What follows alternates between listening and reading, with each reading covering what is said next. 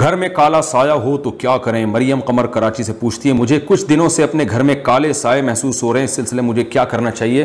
اس سلسلے میں آپ کو اللہ کا شکر ادا کرنا چاہیے کہ سائے کا رنگ کالا ہی ہوتا ہے اور الحمدللہ آپ کو کالا ہی نظر آ رہا ہے۔ اگر آپ کو گھر میں سفید سائے نظر آتے تو پھر آپ کو فوراً کسی نفسیاتی ڈاکٹر سے رابطہ کرنا چاہیے تھا، یا آپ کو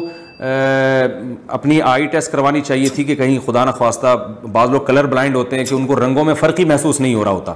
تو ایسا تو نہیں ہے کہ کالا سایہ ہو آپ کو سفید نظر آ رہا ہو تو آنکھوں کا کوئی فالٹ ہوتا، لیکن یہ اللہ کا جتنا آپ شکر ادا کریں یہ کم ہے کہ سایہ کالا ہی ہوتا ہے اور الحمدللہ آپ کو کالا ہی نظر آ رہا ہے۔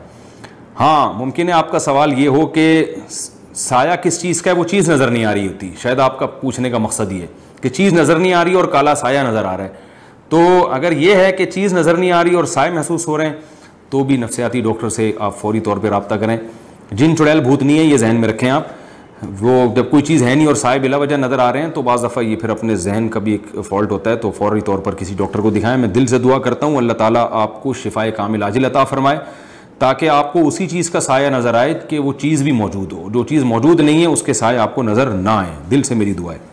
زمانہ ڈھل رہا ہے مغربی تہذیب میں، لیکن